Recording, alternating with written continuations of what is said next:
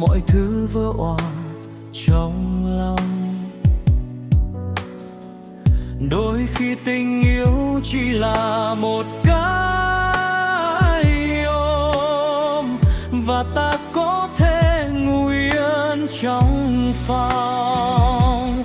Có những ngày trời trong xanh, nắng vàng và không khí thật lành. Cũng có những ngày ta giận nhau, ta im lặng rồi tổn thương nhau. Có những ngày chỉ cần nhìn thấy nhau thôi và mọi thứ vỡ trong lòng. Có những ngày chỉ cần một cái ôm là ta có thể